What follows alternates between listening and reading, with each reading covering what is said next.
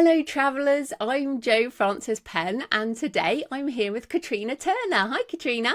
Hi, so happy to Hey. be here. Yeah, it's great to have you on the show. Katrina is the Scottish author of Nest, a memoir of home on the move, which we're talking about today. So, just start, I guess, tell us a bit about why you left Scotland 14 plus years ago and just some of the places that you've lived. Yeah, coming up for 16 years ago that we left in 2009, and that was because of my husband's job.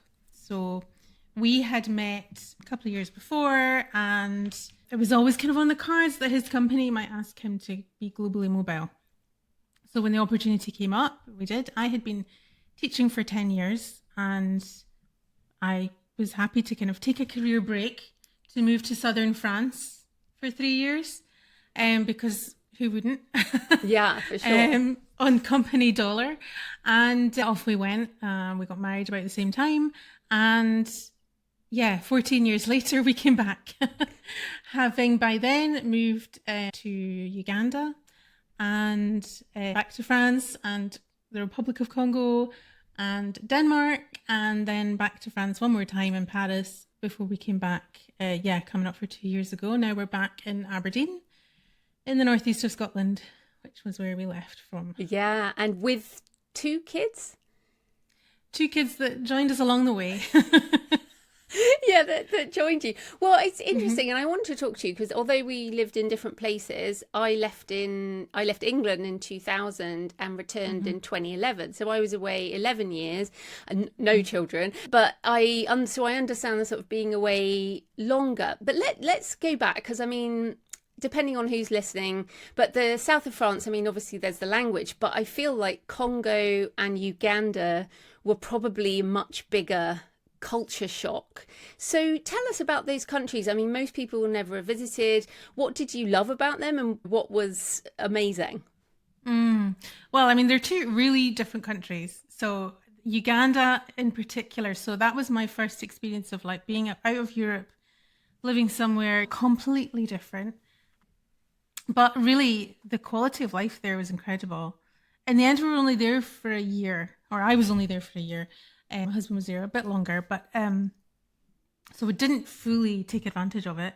But Kampala is this incredibly cosmopolitan city. Actually, it's relatively very developed, great coffee scene, great food scene. There are people living there from all over the world because it's like a real hub for the region, Kampala. At the time we were there, I mean, still relatively stable country compared to some of the countries around about it. So a lot of NGOs have a big base in that part of the world.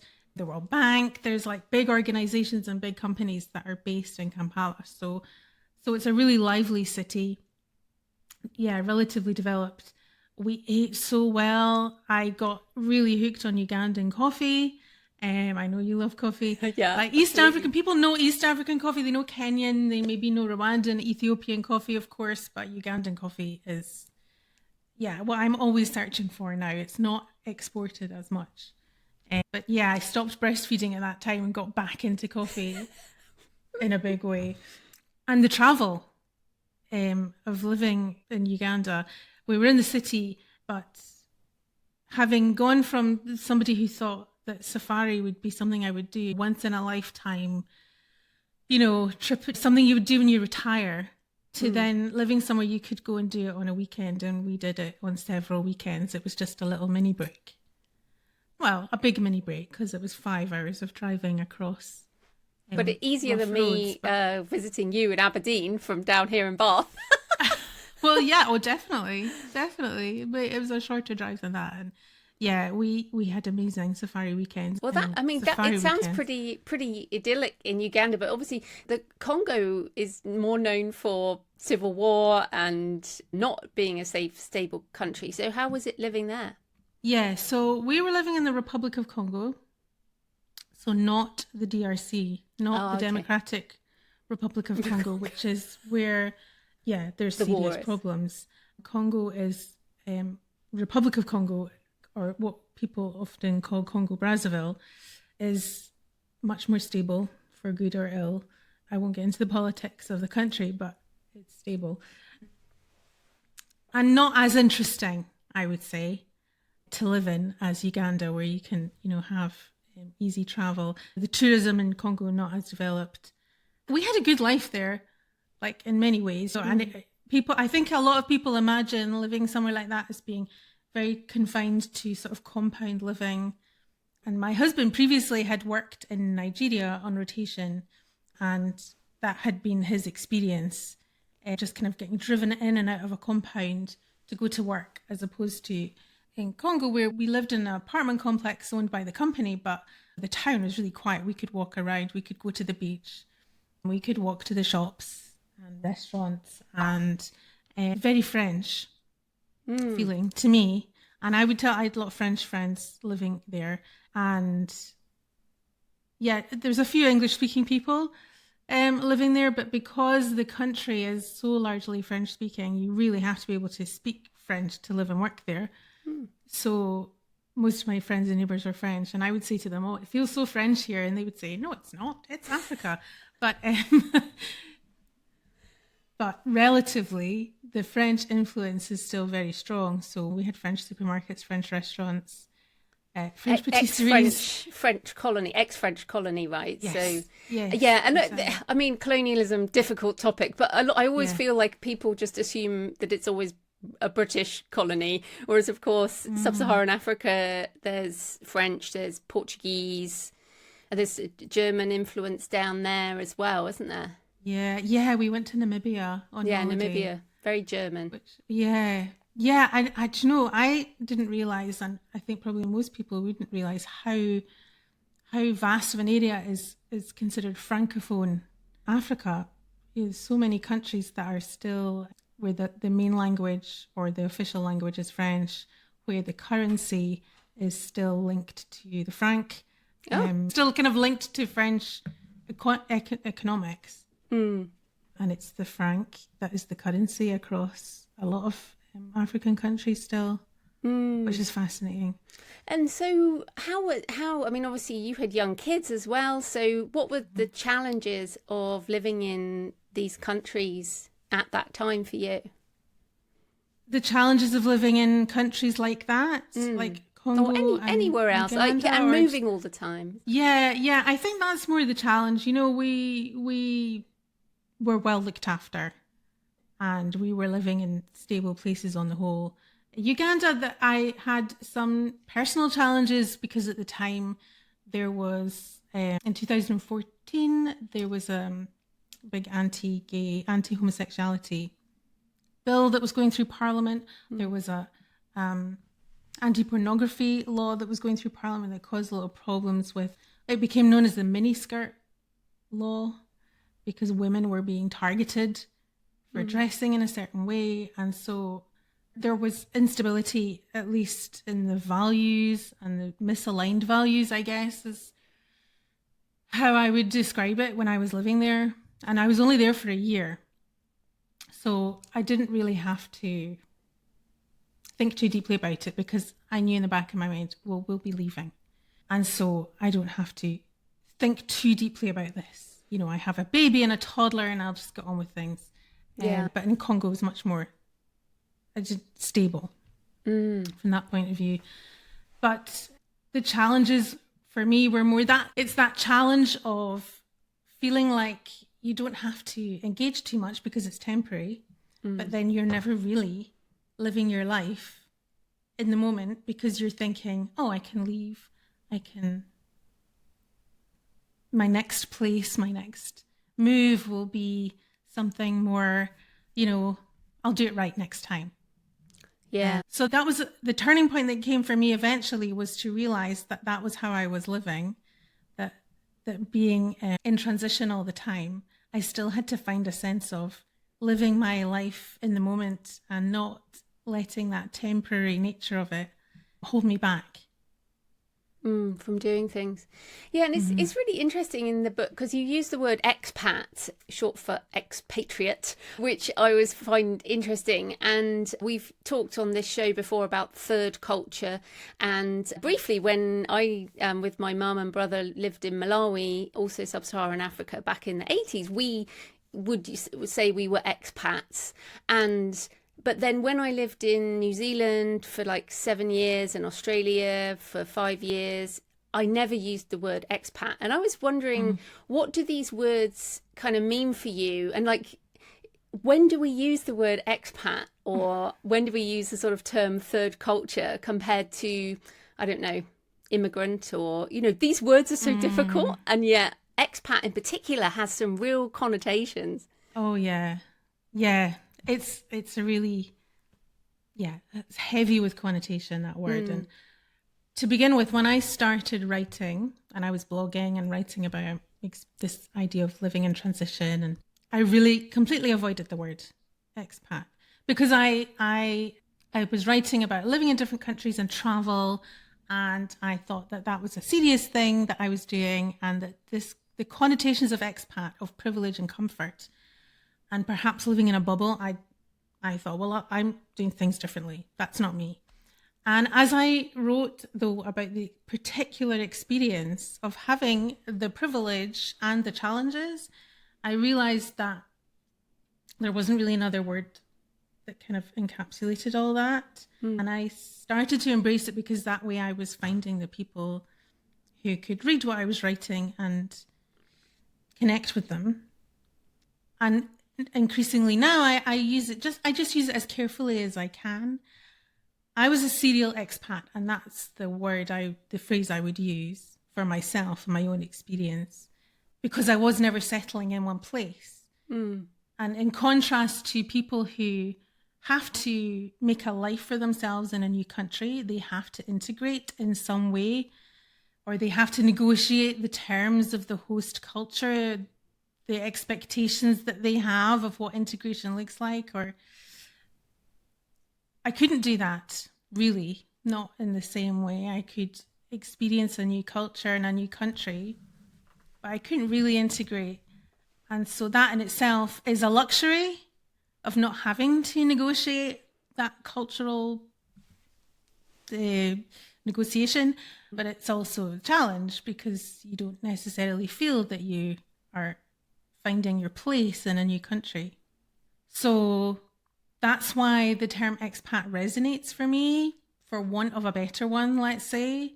And I think it's an ongoing conversation that people are having in the third culture space because of the connotations, because of the racial overtones as well, because some people... Is it mainly used for white people? Is that the racial aspect? That's definitely a perception that people have. And my experience is that it's used, well, I mean, it's a technical term. It's on paper. It's a contractual thing. As in, you don't have a right to live here. You are just here for this job or whatever. Yes. Temporary. You don't really, I mean, you obviously have the rights that, as according to you, by that, and your husband's contract was protecting your situation, but as soon as that was over, you were gone, right? There was and you're not going through an immigration process. And if you went to that country's government and said, actually, I want to immigrate here, then everything would change. Okay, that's really interesting, because I went to Australia and New Zealand on a visa, and then applied for citizenship in New Zealand and Australia. I was on a working visa, so it's like that in itself, as you say, even a legal definition is interesting, I suppose. Yes. And I think it's really important to challenge these terms and question them. I think it's really important for white people to call themselves immigrants when they're immigrants. Yeah, for sure. And I know lots of people from the global south who call themselves expats because they're expats, and are claiming that term. There's so much. I think that's so nuance. important. And well, my husband is a New Zealander. He's an immigrant here in the UK, and my sister-in-law's Canadian. She's an immigrant. So we are And my other sister-in-law is Nigerian. She's an immigrant. So it's like I agree. The words can be used for different people, but I think it's interesting to talk about them. As you said, you used to avoid these words because they were difficult. So yeah, I like talking about those. But let's come to the word home, since we're talking about difficult words. Your book is Nest, a memoir of home on the move, and you talk a lot in the book about what the hell is home anyway. And it was funny because you said your husband will use the word home when returning to a hotel room, like that you've never even been to. And I'm exactly the same, which I thought was quite funny, whereas you were uncomfortable with that. So talk a bit about how your idea of home shifted from the beginning and over time. Yeah. I talked about how, when we first met, and he would say, on holiday, shall we go home? Meaning a hotel room. And I thought that was so strange. Home was like two places, the place where I grew up and then the place where I had moved to and was living. And it was a physical thing, a geographical thing, and even the fact that I had left my hometown and moved to Aberdeen for university and then chosen that as my home, like that had really become part of my identity, that I had done that. And that was a place where I belonged and I felt it kind of belonged to me. And then, so when we moved away, for, as I thought at the time, 3 years. And I would say to people, we'll be going back home, we'll go home and that's still a place that's important to me and I'll still belong there. And people would say to me, oh, you know what? No, give it 5 years, you change, you can't go back. You can never go back. People would actually say that because talking about this idea of how the experience changes you. And actually, I was so terrified of that idea that I would no longer have that identity of that place being home for me. That was one of the reasons why I really found it hard to sort of fully embrace being in a particular place. So I sort of held places at a bit of a distance because I had this idea of home. But then I realized that I was living this temporary life. I was kind of always waiting to then go to the next place or waiting to return, the kind of arrival fallacy of, when we get there, that'll be my life properly. Yeah. And if you're doing that, as it turns out, for, 2 years here, 3 years there, and a year somewhere else, eventually it becomes a decade, and that is your life. I realized I had to feel at home anywhere.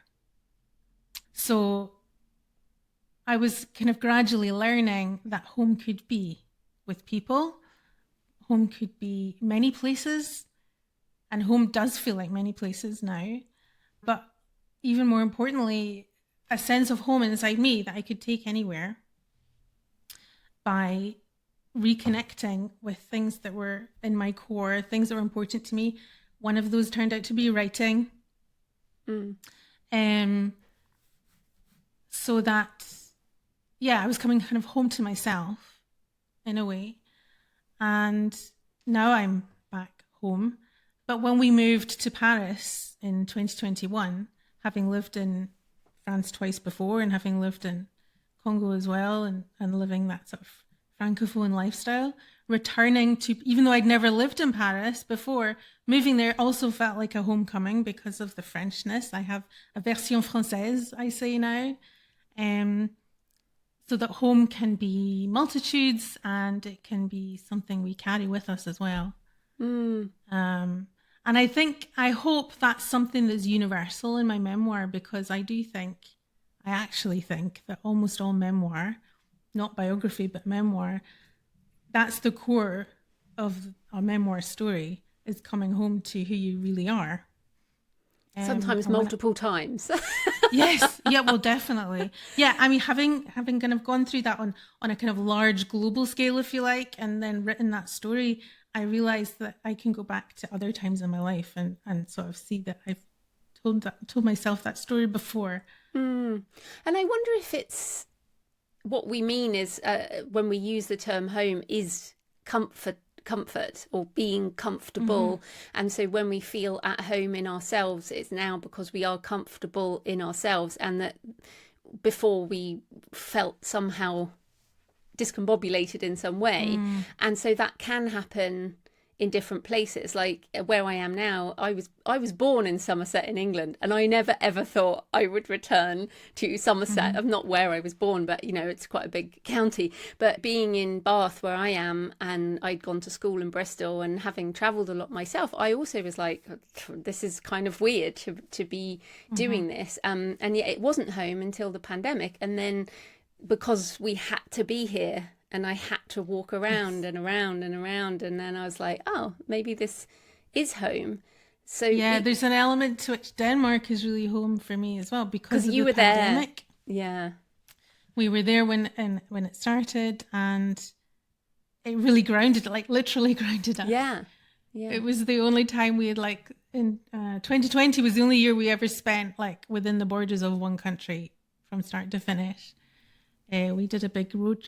Denmark was very relaxed during the pandemic, and we did actually do a big road trip of the country that summer and see a lot of it. Gorgeous summer. Yeah, it was. It was such a good summer. And but yeah, last year I went back to Denmark for a visit, and I was really overwhelmed actually by the feeling of being back home. Oh. In that place, in Esbjerg in particular, where we had lived, but also in Copenhagen, which we'd visited a lot. And I have friends now, writer friends, and it also felt like going home. And so I just say I'm going home all the time.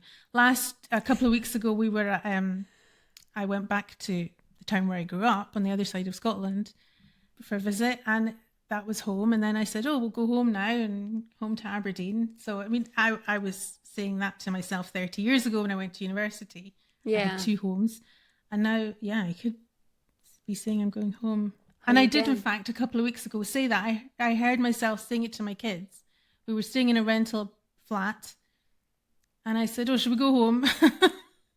And you meant that. And well, this is interesting because, again, having been a child in Africa and your kids obviously grown up all over the place, do you feel that they have a very different view than you, or do you feel like perhaps you've moved towards them, what attitudes they've naturally grown up with, which is this moving around kind of sense, and that you've learnt to be that way as an adult, whereas maybe they've just grown up that way? Yeah, it's interesting. My older son just turned 14, so they're obviously still in transition. They're becoming, different versions of themselves all the time, and they really asked to come home, to come back here. It had never been home for them. Yeah. When we were, we had always kind of imagined that we would come back for secondary school here. That's why my mum came back too, so I could go to secondary school. Mm-hmm. Yeah, I mean, I obviously grew up in the same town all my life, and I wanted to give them an experience of that consistency, so they could decide for themselves how that would be. But even a couple of years before we came back, they were saying, oh, when will we get to live in Scotland? One of the reasons that they were able to say that, I think, is because we had bought a house here while we were away. Because before that, they weren't quite sure. Oh, okay. If when they were little, they would say they were French because they spoke French, or then they might say they were English because they also spoke English. They're so lucky. Do they know how lucky they are? I feel that. We tell them all the time. So yeah, they know it up here. I don't know if they know it in here yet, but they definitely know it. They might later on in their lives. I mean, they're too young to really realise it yet. But let's talk about you actually coming back to Aberdeen then, because the challenge of repatriation. I saw on your Instagram you put some sort of quotes. You said before that somebody said you can never go back.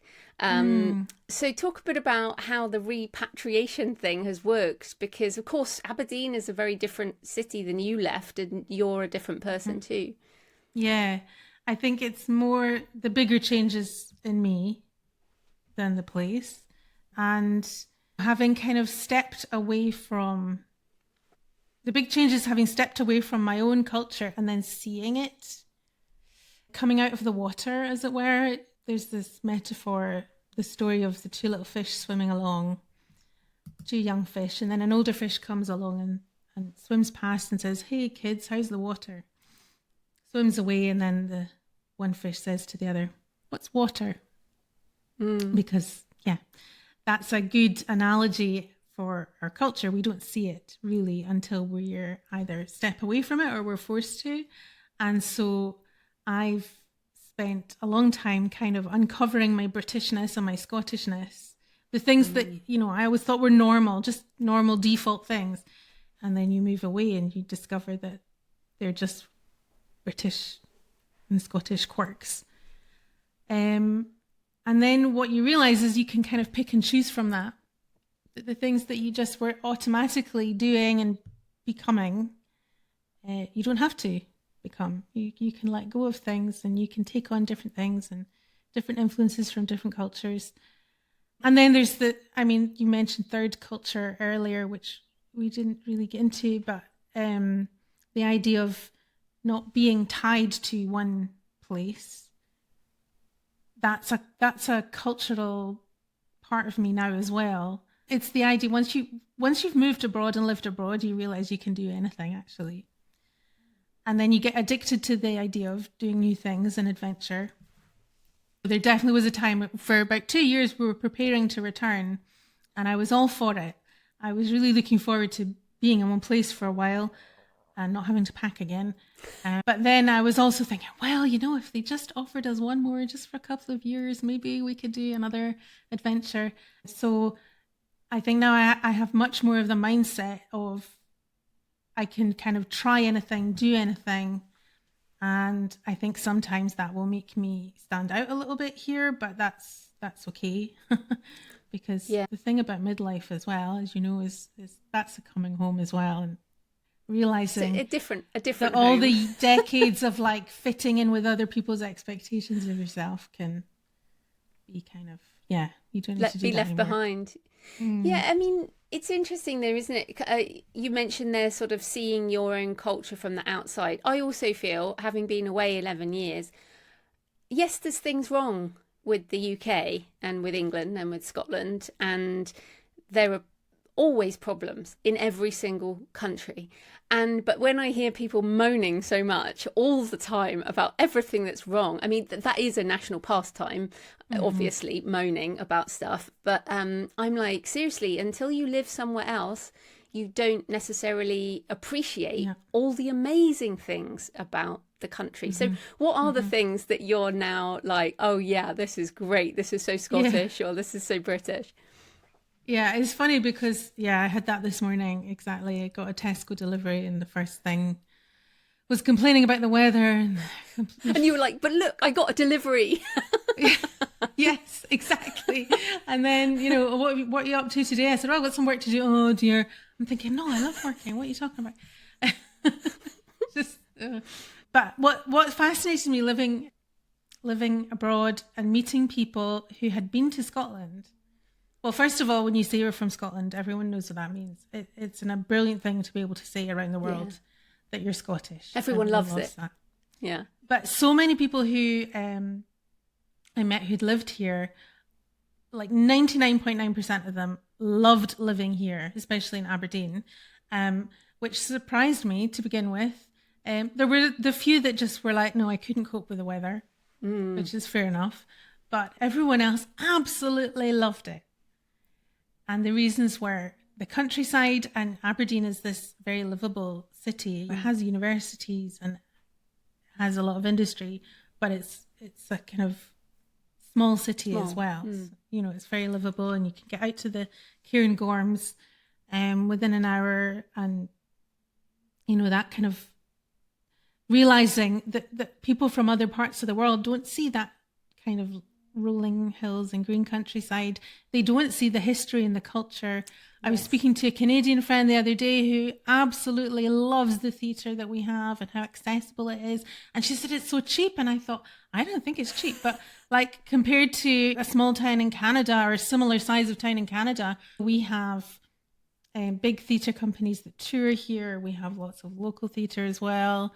So yeah, I appreciate all that. Where I live, I can walk pretty much everywhere I want to go, and I love that. I love the architecture. People talk about the architecture and the history of that, and the where Aberdeen is the granite city, It's all built of granite, so people talk about it being grey, but it's not. It sparkles. It's silver. And when the sun shines, which it does relatively, actually quite a lot here. So I'm really enjoying all of that.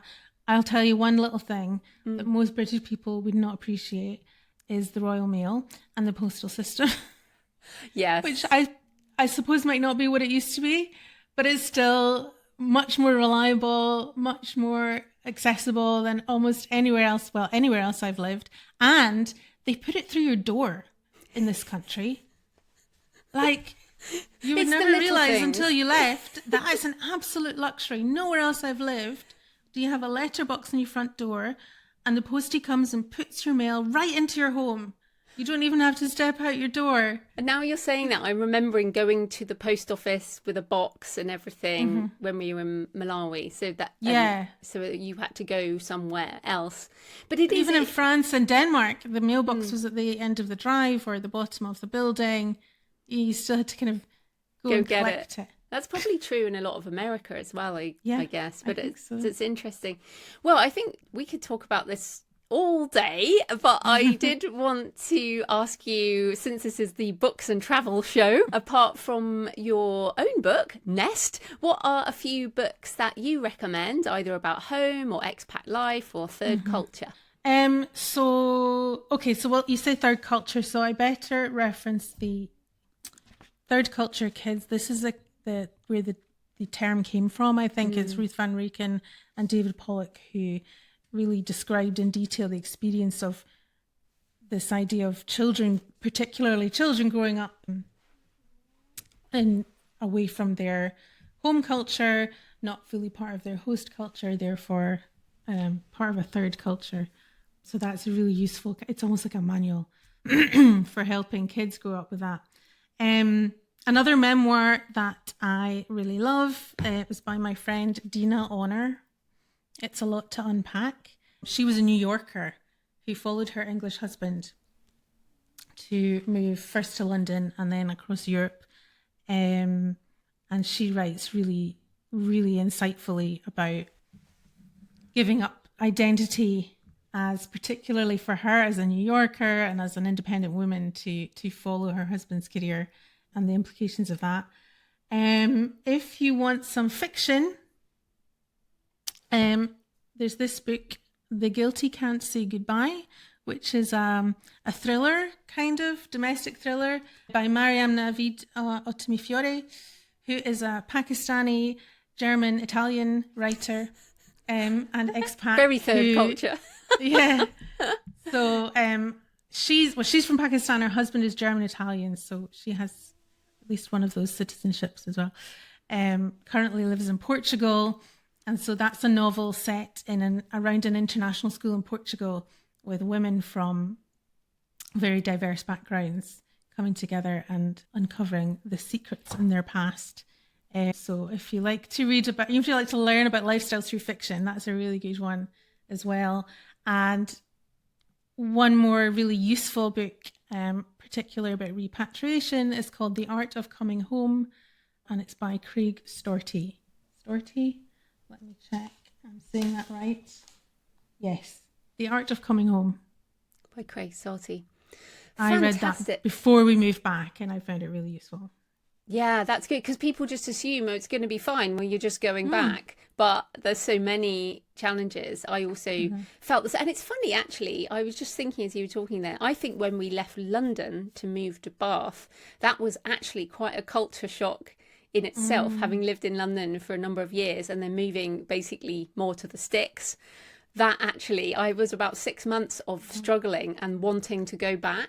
And actually, that was probably a form of repatriation in a way into a different kind of life. You know what I mean? Maybe you got that when you moved like from Kampala back to somewhere that wasn't so cosmopolitan. Yeah. It can happen, right? I mean, I think we're all going through that. Well, most of us go through that at some point. And I actually wrote an essay recently about the culture shock I had when I first moved from one side of Scotland to the other, and the differences I was so aware of then.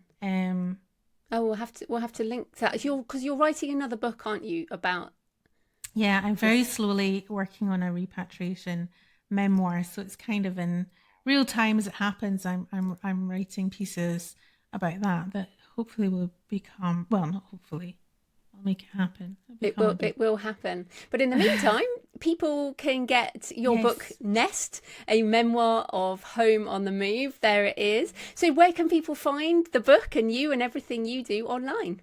So my website is catrinaturner.com, and that's Catriona, catrinaturner.com, and on Instagram I'm Katrina Turner Books. And if you want to get a taster of the story of Nest, I actually did a TEDx talk back in November, and that's available on YouTube. It's called Find Your Main Character Energy. So you can just put my name in, Katrina Turner, and TEDx on YouTube, and you can find that. And that talk, it's about language and identity, but it kind of ended up being a bit of the book in a nutshell. So Brilliant. Well, thanks so much for your time, Katrina. That was great. well, thank you. Thank you so much for having me. It's an honor.